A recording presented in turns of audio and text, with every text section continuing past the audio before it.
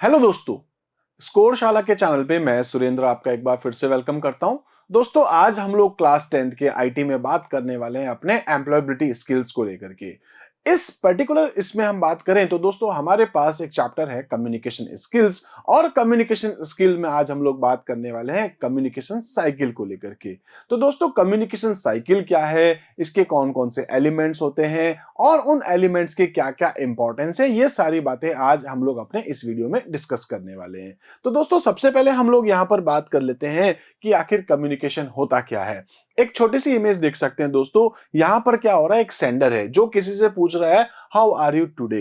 तो दोस्तों, ये एक सेंडर है जो एक क्वेश्चन और एक मैसेज किसी को भेज रहा है। तो ये क्या करेगा दोस्तों, इसका ये जो मैसेज है वो किसी मीडियम से होते हुए आएगा अपने रिसीवर के पास। रिसीवर को दोस्तों जब ये मैसेज मिलेगा तो ये क्या करेगा, इस मैसेज का एक रेस्पॉन्स देगा, और रेस्पॉन्स वापस कहां जाएगा दोस्तों, मीडियम के थ्रू होते हुए वापस सेंडर के पास। तो एक बार सेंडर और ये रिसीवर था, इस बार क्या हो जाएगा दोस्तों, ये वापस सेंडर बन जाएगा और वो रिसीवर हो जाएगा। और इस तरीके से इन दोनों के बीच में कम्युनिकेशन का प्रोसेस शुरू हो जाएगा, जो कि कह सकते हैं लॉन्ग लास्टिंग अपने पास कम्युनिकेशन हो सकता है। तो यहां पर अपन क्या कहेंगे कि ये अपने पास एक कम्युनिकेशन का जो प्रोसेस हो रहा है, इसी को मैं यहां क्या कह सकता हूं, कम्युनिकेशन साइकिल। मतलब ये प्रोसेस आपका कंटिन्यूअस होता जा रहा है। तो इसी चीज को दोस्तों हम यहां पर देखते हैं। In the communication process one person is a sender, एक पर्सन जो सेंडर है, who conveys a message to another person, या कह सकते हैं किसी ग्रुप को या कुछ पर्टिकुलर कुछ लोगों को हम लोग अगर कोई मैसेज भेजना चाहें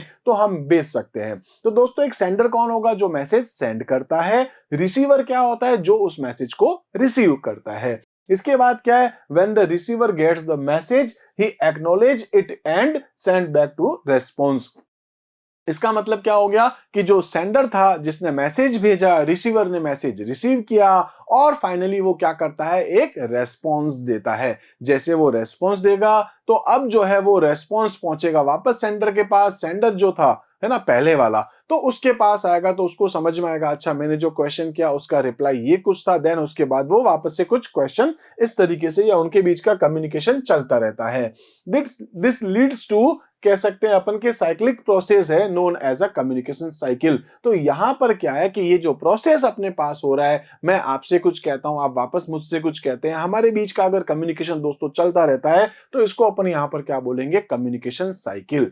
ठीक है, इसी तरीके से कह सकते हैं the cycle describe how an idea, impression और feelings is made known to other. तो यहां पर यह बताता है कि किस तरीके से हम लोग अपने कम्युनिकेशंस को एक दूसरे के साथ जब हम लोग बातचीत करते हैं तो कैसे हम लोग जो है अपने आइडियाज, अपने इंप्रेशन और अपनी फीलिंग्स को जो है वो एक दूसरे के साथ शेयर करते हैं। इसी टाइप से कम्युनिकेशन साइकिल इंक्लूड्स रिसोर्सेज सच। तो यहां से जो रिसोर्सेज हैं, कह सकते हैं कौन कौन से हो सकते हैं, जैसे कह सकते हैं मेल थ्रेड्स हो सकता है, या सोशल मीडिया आउटलेट्स हो सकता है, या वीओआईपी मैसेज आउटलेट्स हो सकता है। ऐसे कोई भी कम्युनिकेशन अपन करते हैं जब भी किसी के साथ, लाइक मैं अगर यहां आपसे कहता हूं कि आप मुझे एक जो है कमेंट करिए, मैं आपको वापस कुछ रिप्लाई करूं, तो दोस्तों यहां पर अपने बीच में क्या हो जाएगा, कम्युनिकेशन साइकिल हो जाएगा। सेम जैसे फेसबुक पर आप लोग करते हैं, इंस्टाग्राम पे, व्हाट्सएप पे, या आप कभी फोन पे बात करते हैं, आप फेस टू फेस बात करते हैं, आप कह सकते हैं डॉक्यूमेंट राइट करके, यानी लेटर भेज करके आप जो कम्युनिकेशन करते हैं, तो वो सब आपके पास क्या है, कम्युनिकेशन साइकिल का ही एक पार्ट होता है। इसी तरीके से दोस्तों अपन यहां पर बात करेंगे कि एक इफेक्टिव कम्युनिकेशन के प्रिंसिपल्स क्या हैं, जिसमें हम लोग कुछ पहले टॉपिक्स को बात करते हैं और फिर आगे चलते हुए हम लोग अपने कम्युनिकेशन साइकिल के अंदर कौन कौन से एलिमेंट्स आते हैं उसको भी लेकर के बात करने वाले हैं। तो दोस्तों सबसे पहले बात करते हैं प्रिंसिपल ऑफ इफेक्टिव कम्युनिकेशन। एक इफेक्टिव कम्युनिकेशन कब होता है दोस्तों, क्योंकि हम लोग क्या पढ़ रहे हैं, कम्युनिकेशन साइकिल। अगर कम्युनिकेशन साइकिल मतलब ये कंटिन्यूअसली प्रोसेस अगर हम चलाना चाहते हैं तो दोस्तों सबसे इंपॉर्टेंट क्या है, हम हमारे बीच में जो है कम्युनिकेशन हो रहा है वो अपना एक इफेक्टिव कम्युनिकेशन होना चाहिए। तो एक इफेक्टिव कम्युनिकेशन होने के लिए हम लोग यहां पर क्या कह सकते हैं कि एक इफेक्टिव कम्युनिकेशन के लिए हम लोग यहां पर एक तो यूज करेंगे सिंपल सी लैंग्वेज। एक ऐसी लैंग्वेज दोस्तों हम लोग यूज करेंगे जो मैं आपसे कहूं तो आप आसानी से समझ सकें। जैसे कई बार आपने देखा होगा कुछ लोग अगर दोस्तों हिंदी में बात करते तो उनकी हिंदी इतनी टफ होती है कि हमें समझ में नहीं आता है। इसी तरीके से इंग्लिश के कुछ वर्ड्स ऐसे बोलते जो शायद हमें समझ में नहीं आते हैं। तो उससे क्या होगा दोस्तों कि जब मैं आपसे कुछ कह रहा हूं और अगर आपको मेरे वर्ड समझ में नहीं आ रहे हैं तो उस केस में क्या होगा, थोड़ी देर तक तो आप मेरी बात शायद सुनेंगे समझेंगे, एक टाइम ऐसा आ जाएगा जब आपको लगेगा बस बहुत ज्यादा हो गया। तो उस टाइम पर क्या होगा कि हमारा कम्युनिकेशन इफेक्टिव कम्युनिकेशन नहीं रहेगा। तो यह अपन क्या कह सकते हैं कि एक अपने को याद रखना है, सिंपल लैंग्वेज होनी चाहिए। ठीक है, तो यहां पर सिंपल लैंग्वेज अपने पास होनी चाहिए। इट मींस क्या है, the language used in a communication should B simple, it should be understandable by both the sender and the receiver. यानी आप एक ऐसी लैंग्वेज को चूज करें और लैंग्वेज के जो वर्ड्स है वो ऐसे यूज करें जो कि हम दोनों लोग समझ सके, एक सेंडर भी समझ सकता है और रिसीवर भी समझ सकता है। इसी टाइप से कॉमन लैंग्वेज के साथ ही अगर मैं आपसे कहूं तो ऐसा हो सकता है दोस्तों कि सपोज सामने वाले को जो है वो मलयालम आती है, हिंदी और इंग्लिश नहीं आती, और मुझे हिंदी या इंग्लिश आती है लेकिन मलयालम नहीं आती। तो होगा क्या, हम दोनों के बीच में कम्युनिकेशन शायद नहीं हो पाएगा या ना के बराबर। ठीक है, हम लोग अपनी फीलिंग्स शेयर कर सकते हैं, इशारों में थोड़ा सा कम्युनिकेशन कर सकते हैं, लेकिन एक इफेक्टिव कम्युनिकेशन अपने पास यहां पर नहीं होगा। इस चीज को आप ध्यान रखिएगा। तो सिंपल लैंग्वेज के अलावा अगर अपन बात करें तो अपन कह सकते हैं कि डेफिनेट। डेफिनेट का मतलब क्या हो गया कि आप जो कम्युनिकेशन कर रहे हैं उस बारे में आपको ध्यान रखना है कि आपका जो कम्युनिकेशन हो रहा है, ठीक है, aim should be clear in the mind of the sender. ठीक है, तो सेंडर को ये बिल्कुल क्लियर पता होना चाहिए कि मैं सामने वाले को क्या कह रहा हूं, क्या कहना चाहता हूं, और वो मैसेज जो है वो आपका एकदम से क्लियर होना चाहिए। इसी टाइप से दोस्तों हम लोग कह सकते हैं कि कंप्लीट एंड कंसाइज। इसका मतलब क्या हो जाएगा, इसका मतलब ये हो गया कि आप जो किसको मैसेज भेज रहे हो वो मैसेज एक तो आपका दोस्तों कंप्लीट होना चाहिए। होता ना आधा अधूरा मैसेज अगर अपन भेज दें, सपोज अपन कहते हैं कल छुट्टी है, अब कल क्यों छुट्टी है, क्या रीजन है, वो अगर अपन नहीं बताते, जैसे स्कूल में जब आपको नोटिस मिलता है तो वो आपको सारी चीजें बताते, कल ये है, ये फंक्शन है, इस वजह से ये अपन करने वाले हैं, या अपना ऐसा ऐसा कुछ इवेंट होने वाला है उसमें आपको पार्टिसिपेट करना है। इट मींस क्या कि आप अगर किसी के साथ कम्युनिकेट करते हैं दोस्तों तो आपका जो मैसेज है वो एक तो कंप्लीट होना चाहिए और टू द पॉइंट होना चाहिए। मैसेज आपका शॉर्ट होना चाहिए, बहुत ज्यादा लेंदी नहीं होना चाहिए, टू द पॉइंट आप बात करें। इसी तरीके से अगर हम बात करते हैं, नेक्स्ट जो अपना पॉइंट है वो है एप्रोप्रिएट मीडियम। इसका मतलब क्या हो गया कि जब मैं किसी के साथ कम्युनिकेशन करता हूं तो कम्युनिकेशन के लिए अपना जो मीडियम है वो एप्रोप्रिएट होना चाहिए। आप चाहे एसएमएस यूज करें, आप चाहे सोशल मीडिया प्लेटफॉर्म यूज करें, आप चाहे लेटर के थ्रू भेजें, आप चाहे कॉल करें, आप किसी भी मीडियम के थ्रू जब कम्युनिकेशन करते हैं तो वो मीडियम आपका एप्रोप्रिएट होना चाहिए। ठीक है, अब ये ध्यान रखना है दोस्तों कि मेरा जो मैसेज मुझे भेजना है वो मैसेज कितने जल्दी से जल्दी पहुंचाना है, उसको ध्यान में रखते हुए। जैसे अगर मैं आपसे एक एग्जांपल देता हूं, एक इंपॉर्टेंट इंफॉर्मेशन मुझे कहीं भेजनी है, अब उसके लिए दोस्तों मैं वहां अगर एक लेटर भेजता हूं तो शायद वो मेरा 10 दिन बाद तक पहुंचेगा, तो मुझे उस टाइम क्या करना पड़ेगा, फोन करना पड़ेगा। कभी कभी क्या होता है हम ईमेल सेंड करते तो ईमेल पहुंचेगा, सामने वाला देखेगा, शायद आज देख लेगा, शायद शाम तक देखेगा, कल देखेगा, 2 दिन बाद देखेगा, फिर वो वापस रेस्पॉन्स देगा। तो हमारे मैसेज की अर्जेंसी क्या है, ठीक है, कितना इंपॉर्टेंट है हमारा मैसेज, कितना जल्दी हमें भेजना है, वो सारी चीजें भी हमको ध्यान रखनी होती है। तो अब proper medium of communication should be use taking several factor into account such as timing. एक तो टाइमिंग यानी कि हमारा मैसेज जो भेजा जा रहा है उसका टाइमिंग, कितनी जल्दी हमारा मैसेज पहुंच सकता है सामने। उसके बाद distance between the sender and the receiver, इसको ध्यान में रखना होता है। इसी तरीके से हम ध्यान रखते हैं नेचर ऑफ द इंटरेक्शन। तो ये सारी जो चीजें हैं इन सभी को ध्यान में अगर आप रखते हैं तो दोस्तों आपका कम्युनिकेशन इफेक्टिव होता है। इसी तरीके से अपन कह सकते हैं ऑथेंटिकेट, है ना, या ऑथेंटिक अपने पास जो है इंफॉर्मेशन होनी चाहिए।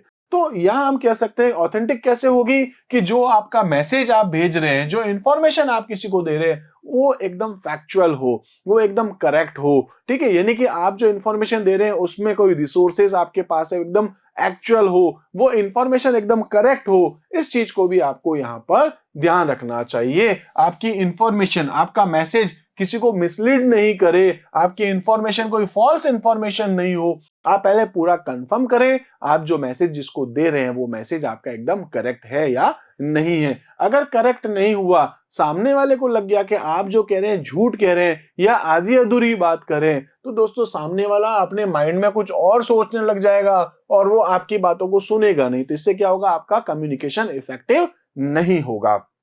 इसी टाइप से अपन कह सकते हैं कोर्टियस। कोर्टियस का मतलब क्या हो गया कि आप जब किसी से बात करते हैं दोस्तों, बिल्कुल सॉफ्टली बात करें, पोलाइटली बात करें। कई बार होता है ना, हम लोग बड़े रूडली किसी के साथ बात करते हैं, हम लोग जो है अपना जजमेंट किसी के सामने थोपना चाहते हैं, हम लोगों ने जो सोच लिया बस वही होना चाहिए, हम सामने वाले की बात सुनते ही नहीं है। तो इस केस में क्या होगा दोस्तों, फिर अगर आप सामने वाले की नहीं सुन रहे हैं तो सामने वाला भी आपकी बात नहीं सुनेगा। तो यहां पर यही है दोस्तों कि इन दोनों के बीच में जो है वो पोलाइटनेस होनी चाहिए, वो दोनों एक दूसरे की बात को अच्छे से समझ सके। तो यही एक अपने पास पॉइंट है जिसमें हम लोग कह सकते हैं कि अगर आप किसी के साथ पोलाइटली बात करते हैं तो आपका कम्युनिकेशन जो है उसमें आपकी जो कह सकते हैं कि एक हेल्दी रिलेशनशिप जो है आपका बिल्ड होता है।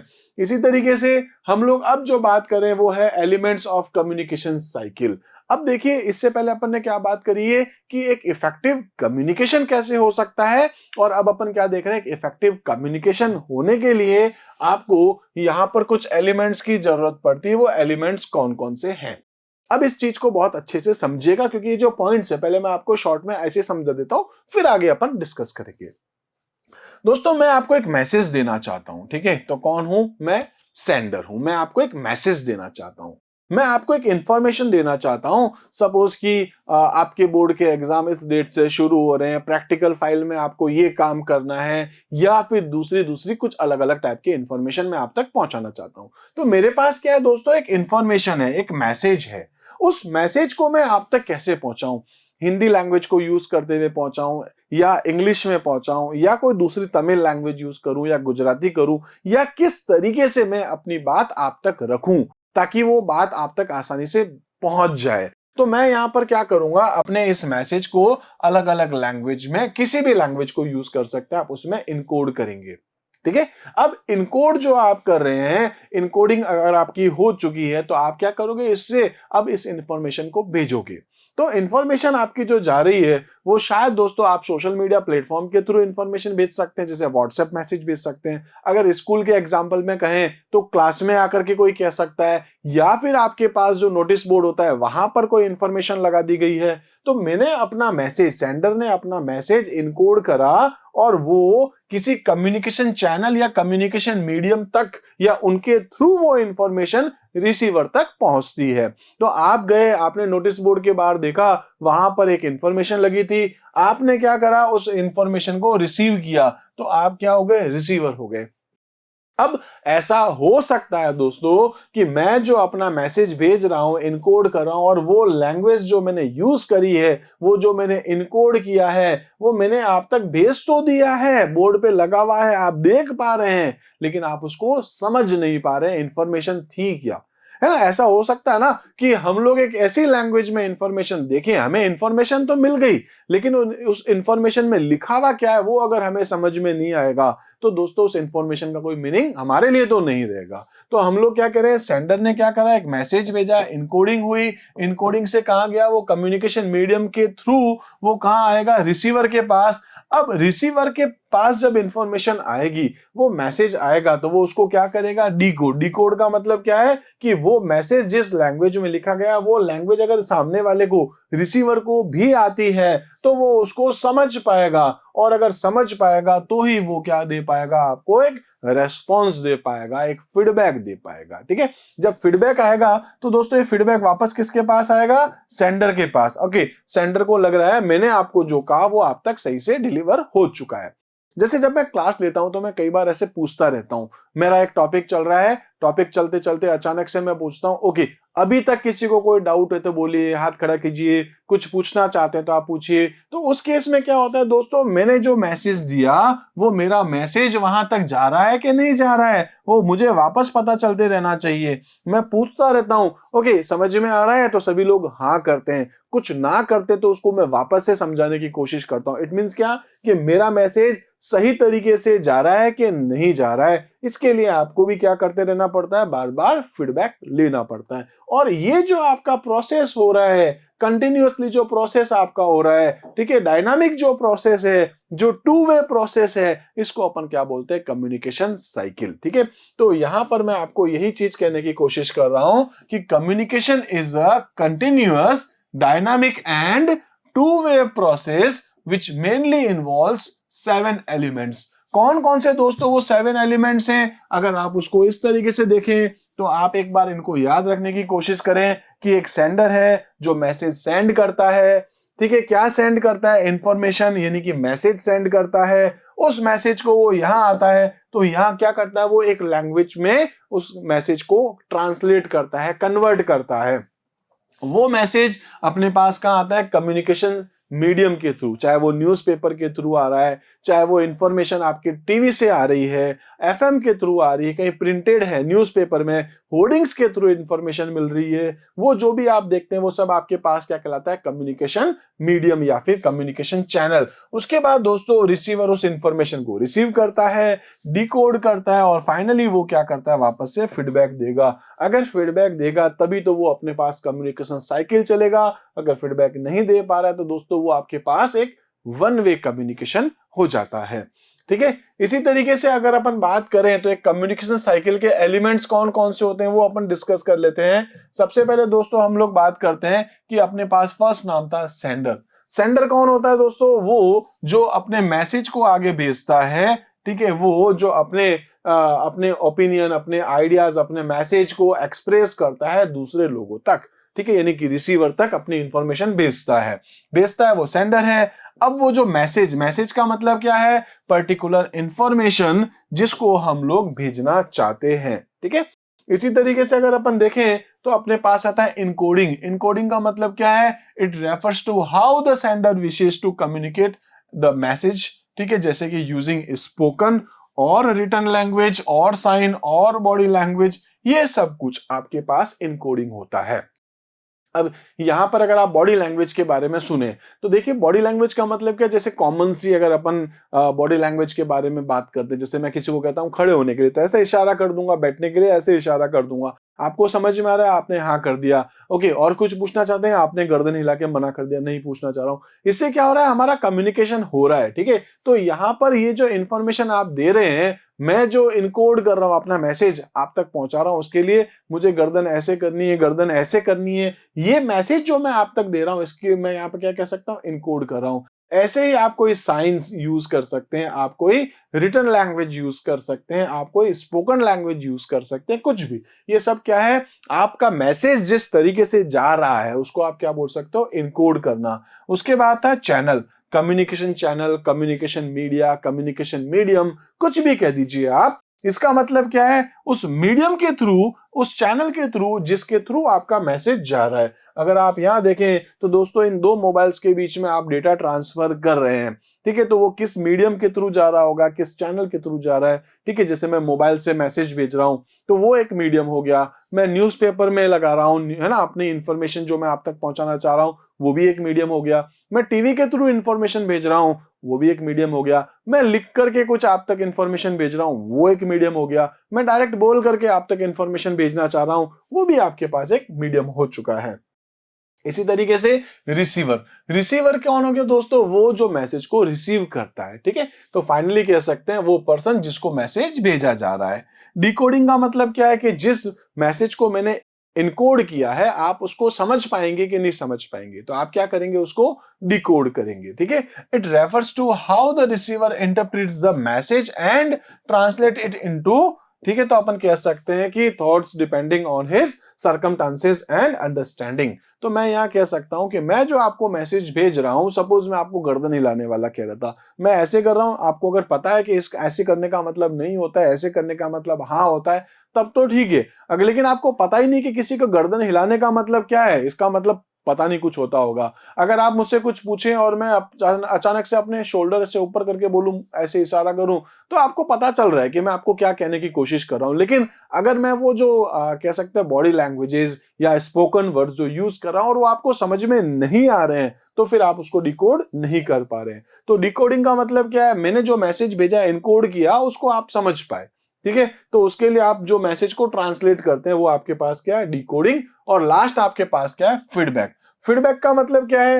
यही कि आपने जो कुछ लिखा लास्ट में जैसे थम्स अप आता है, तो इसका मतलब क्या है कि हाँ भाई, आपकी आपकी इंफॉर्मेशन हम तक पहुंच चुकी है। तो इसका मतलब क्या है? It is the response that a receiver give after the message is received and understood by him. तो रिसीवर ये बताता है कि हाँ भाई, आपका मैसेज मुझे मिल गया है, आपका मैसेज मुझे समझ में आ गया है, वो कुछ रेस्पॉन्स करता है चाहे किसी भी तरीके से, तो वो आपका क्या कहलाता है? फीडबैक। आई होप दोस्तों सारी की सारे टॉपिक्स आपको अच्छे से समझ में आ रहे होंगे। ओके, नेक्स्ट अगर हम बात करते हैं, क्योंकि फीडबैक, तो फीडबैक के बारे में बात करें तो फीडबैक आखिर और होता क्या है, इसको अपन देखते हैं, क्योंकि ये हमारे लिए बहुत इंपॉर्टेंट है। एक कम्युनिकेशन में सारी चीजें चलती रहेंगी, लेकिन जब तक दोस्तों फीडबैक नहीं आएगा, तब तक मुझे समझ में नहीं आएगा कि मेरा मैसेज आप तक जो पहुंच रहा है वो आपको समझ में आ रहा है कि नहीं। तो जब तक आप फीडबैक नहीं देंगे, वो कम्युनिकेशन आपका आगे कंटिन्यूअसली चलना थोड़ा मुश्किल है, इफेक्टिव तो नहीं होगा। तो यहां पर अपन को ये देखना है कि आपको जो मैसेज दिया जा रहा है वो आपको किस तरीके से समझ में आ रहा है। आप रेस्पॉन्स करते हैं, आप फीडबैक देते हैं। तो फीडबैक क्या है? Is an essential factor in the process of the communication cycle. It is the response और रिएक्शंस। ठीक है, तो आपका जो रेस्पॉन्स है, आपका जो रिएक्शंस है of the receiver to the sender after perceiving और अंडरस्टैंडिंग द मैसेज। आपको जो मैसेज मिला है वो आपको मिल जाने के बाद, मैसेज को आप समझ चुके हैं, उसके बाद आपका रेस्पॉन्स और आपका रिएक्शंस क्या है, उसको अपन क्या बोलते हैं? फीडबैक। इसी तरीके से अपन यहां कह सकते हैं, here the receiver becomes the sender. क्या बोला जा रहा है दोस्तों? कि जो रिसीवर है वो कौन बन जाता है? अब सेंडर बन जाएगा। मैं आपसे बोल रहा हूं, और बताइए आपकी छुट्टियां कैसे रही? आपने बोला बहुत सही रही। मैंने जो आपसे बोला, तब मैं सेंडर था, आप रिसीवर थे। लेकिन अब जब आपने रेस्पॉन्स दिया है, तो receiver becomes the sender and vice versa. मतलब सेंडर रिसीवर बन जाएगा, रिसीवर सेंडर बन जाएगा। ठीक है,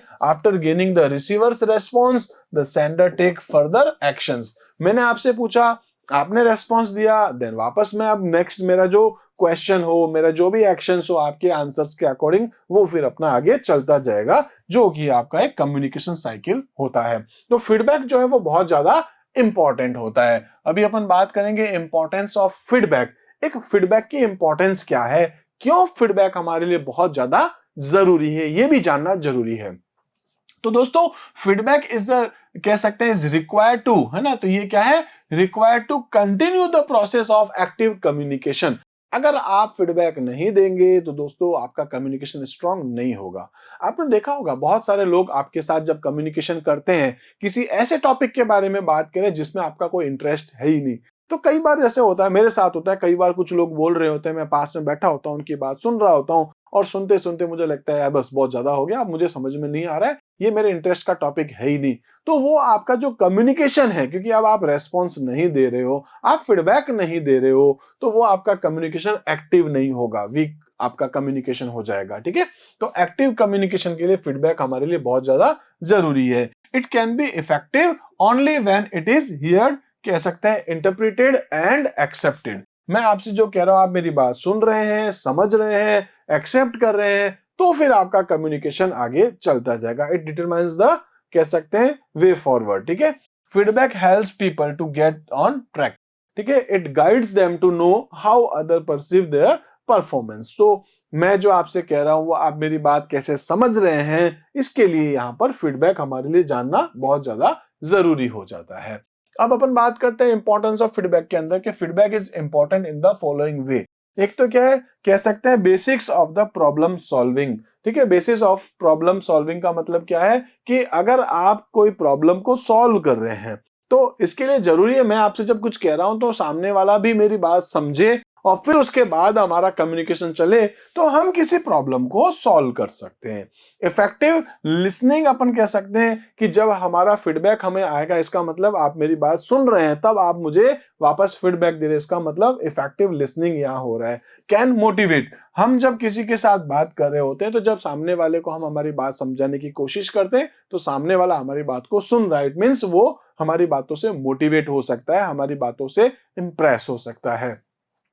कैन इम्प्रूव परफॉर्मेंस, हम हमारी कह सकते हैं कि जो परफॉर्मेंस है उसको इम्प्रूव कर सकते हैं जब हम किसी के साथ कम्युनिकेट करते हैं, फीडबैक देते हैं। इसी टाइप से कह सकते हैं टूल फॉर कंटिन्यूड लर्निंग, तो जो फीडबैक आता है उसके बेस पर हमको पता भी चलता है कि अच्छा हम में क्या क्या कमियां हैं अभी भी, ठीक है, और उस तरीके से हम अपने आप को थोड़ा इम्प्रूव भी करते हैं और साथ में हम लोग कुछ नई नई चीजें भी सीख सकते हैं।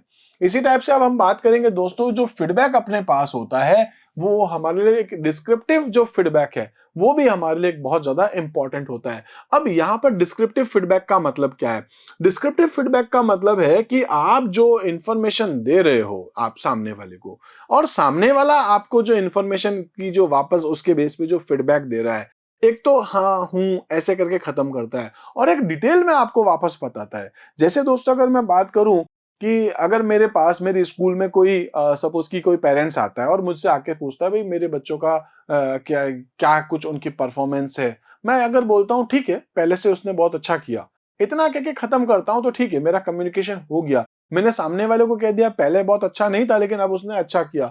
लेकिन अगर दोस्तों मैं कहता हूँ पहले उसका ये सीन था अभी ये है, पहले जो उसके मार्क्स आ रहे थे वो ऐसे आ रहे थे अब ऐसे आ रहे हैं, अभी इस सेक्टर में इसको और मेहनत करने की जरूरत है, लिखने में समझने में, है ना, बहुत सारी चीजें हो सकती है। मैं डिटेल में अगर किसी को बताता हूं तो सामने वाले को मेरी बात ज्यादा समझ में आएगी, ठीक है। तो ये जो फीडबैक है वो एक डिस्क्रिप्टिव होना भी जरूरी है, ठीक है। इसमें क्या हो तो कह सकते हैं descriptive feedback includes specific information in the form of written comments और वर्बल कमेंट, या कह सकते हैं verbal conversation that helps the learner understand what he needs to do in order to improve. किसी को सामने वाले को ये बताते हैं, जैसे लाइक मैंने एक इमेज यूज करी है, दो लोग आपस में कोई गेम खेल रहे हैं, ठीक है, हुआ जो हुआ, लेकिन सामने वाला अगर कोई ये बताता है भाई आपने इस जगह पे आपको ये करना चाहिए था, ऐसा करना चाहिए था, इस तरीके से आपको खेलना चाहिए था, डिटेल में अगर उसको डिस्क्राइब करता है तो फिर जो है हम लोग को समझ में आता है कि हाँ यहाँ यहाँ पर ये कुछ कमियां रही है। तो हमारे लिए डिस्क्रिप्टिव फीडबैक जो है वो भी बहुत ज्यादा इंपॉर्टेंस प्ले करता है। नेक्स्ट देखें दोस्तों, तो क्या बेनिफिट्स है अपने पास डिस्क्रिप्टिव फीडबैक के? वो ये है कि हम बात कर सकते हैं कुछ बेनिफिट्स है, जैसे कि provides useful information to students about their learning. जैसे अगर मैं यहाँ अगर स्कूल के लेवल पे बात करता हूं तो मैं ये कह सकता हूं कि जो स्टूडेंट है ना, अगर मैं उसको डिस्क्रिप्टिव फीडबैक अगर देता हूं तो वो क्या है कि उसको ये पता चलेगा कि अच्छा कहाँ का इश्यूज हैं, ठीक है, क्या क्या किस किस तरीके से हम अपने आप को इंप्रूव कर सकते हैं और वो किस तरीके से कुछ चीजों को सीख सकते हैं। तो provides useful information to student about their learning. इसके बाद कह सकते हैं fills the gap between their present level of the performance and the learning goal. तो आप उसका प्रेजेंट लेवल उसको समझा पाएंगे, क्या गैप है अभी उसके अंदर, और आप उसको ये बता सकते हैं कि फ्यूचर में आपका जो गोल है उसको किस तरीके से आप अचीव कर सकते हैं। इसी तरीके से कह सकते हैं enables the students to self assess and self their goal according to, ठीक है। तो अकॉर्डिंगली जो है वो अपने गोल्स को कैसे जो है वो मैनेज करेगा, किस तरीके से उनको अचीव कर सकता है, ये सारी जो बातें हैं वो हम लोग यहाँ देख सकते हैं। इसी तरीके से अब हम बात करते हैं बेनिफिट्स ऑफ डिस्क्रिप्टिव फीडबैक के अंदर ही, when the students get informative feedback about their work, ठीक है। तो यहां पर क्या होगा, they get a chance to analyse how they have performed, ठीक है, विच कह सकते हैं concepts they have understood clearly and which concepts need improve, या कह सकते हैं इम्प्रूवमेंट, ठीक है। तो अपन को ये पता चलता है कि हमारी जो परफॉर्मेंस क्या है, किस तरीके से हमको समझ में आ रहा है, क्या क्लियरली हम लोग समझ पा रहे हैं, अभी हमको क्या क्या किन किन फील्ड में इम्प्रूवमेंट करना है, वो सारे पॉइंट्स अगर अपन यहाँ देखें तो एक डिस्क्रिप्टिव फीडबैक जो है वो हमारे लिए बेनिफिशियल होता है। इसी टाइप से अब बात करेंगे दोस्तों फैक्टर्स कौन कौन से होते हैं, factors essential to give descriptive feedback. तो कौन कौन से फैक्टर्स हैं? सबसे पहले तो ये है the following point should be taken into consideration to make descriptive feedback effective, ठीक है। सबसे पहले तो क्या है, गोल ओरिएंटेड, जो हम लोग फीडबैक दे रहे हैं वो फीडबैक हमारा गोल इफेक्ट जो कह सकते हैं गोल ओरिएंटेड होना चाहिए। मतलब हमको ये पता होना चाहिए कि हम क्या कह रहे हैं, सामने वाले को जो फीडबैक दे रहे हैं क्या गोल है हमारा, हम फीडबैक किस पॉइंट पे, किस सिचुएशन पे सामने वाले को दे रहे हैं। तो वो एक जो आप इंफॉर्मेशन दे रहे हो, जो आप फीडबैक दे रहे हो, उसका एक पर्टिकुलर कोई गोल होना चाहिए। इसी टाइप से वो एक्शनेबल होना चाहिए, मतलब आप जो फीडबैक दे रहे हो उस फीडबैक के बेस पे कुछ काम हो सकता है या नहीं हो सकता है, तो वो एक्शनेबल भी होना चाहिए जो आप फीडबैक किसी को दे रहे हैं। इसके साथ साथ वो यूजर फ्रेंडली होना चाहिए, मतलब जो आप फीडबैक दे रहे हो सामने वाले को इजीली वो समझ में भी आना चाहिए, वो यूजर फ्रेंडली होना चाहिए। इसके साथ साथ जो आप फीडबैक दे रहे हो वो टाइमली होना चाहिए। यूं नहीं कि कोई मैसेज है उसका फीडबैक आप आज से 2 दिन बाद, 5 दिन बाद, 20 दिन बाद, साल 2 साल बाद दे रहे हैं, तो ऐसा नहीं। फीडबैक आपको सेम टाइम पर, आपको टाइमली आपको फीडबैक देना चाहिए। इसके बाद यहां अपन कह सकते हैं कंटिन्यूअस, यानी कि ये जो आपने फीडबैक दिया है इसको आप धीरे धीरे कंटिन्यूअसली आप देते रहें, और इसी टाइप से वो कह सकते हैं कंसिस्टेंट आपके पास होना चाहिए जो आप फीडबैक दे रहे हैं। तो ये जो है वो सब अपने पास क्या है, कुछ फैक्टर्स से, ठीक है, जो एसेंशियल कह सकते हैं factors essential to giving descriptive feedback. इसी तरीके से अपन आप बात करेंगे दोस्तों कि जो डिस्क्रिप्टिव फीडबैक था, ठीक है, या जो अपने पास फीडबैक था, वो दो तरीके के फीडबैक हो सकते हैं। एक हो सकता है स्पेसिफिक और दूसरा आपके पास हो सकता है नॉन स्पेसिफिक। स्पेसिफिक का मतलब क्या है, टू द पॉइंट, आप पर्टिकुलर ये बताएं भाई कि क्या क्या है उसमें, क्या क्या कमी है, क्या क्या किस तरीके से इंप्रूव कर सकते हैं, वो सारी बातें बताएं। स्पेसिफिक और नॉन स्पेसिफिक का मतलब ठीक है, शॉर्ट में आपने बात करी, शॉर्ट में फीडबैक दिया, खत्म हो गया। तो स्पेसिफिक फीडबैक का मतलब क्या है, it provides detailed information about something particular relating to the task और द इंडिविजुअल्स परफॉर्मेंस, जिसमें आप डिटेल में किसी की परफॉर्मेंस जो है, किसी पर्टिकुलर पर्सन की कोई इंफॉर्मेशन आप अगर दे रहे हैं, मतलब इंडिविजुअल्स की परफॉर्मेंस के बारे में आप डिटेल में बता रहे हैं, तो वो स्पेसिफिक फीडबैक है। ठीक है, it is beneficial as it gives the receiver something substantials to think about the, या think about and work on the areas which need improvement. तो कुल मिलाकर के हम लोग क्या कहेंगे, एक पर्टिकुलर जो भी आप किसी को फीडबैक दे रहे हैं, तो डिटेल में आप किसी को जब इंफॉर्मेशन देते हैं, डिटेल में जब आप किसी को फीडबैक देते हैं, तो वो आपके पास स्पेसिफिक हो जाएगा।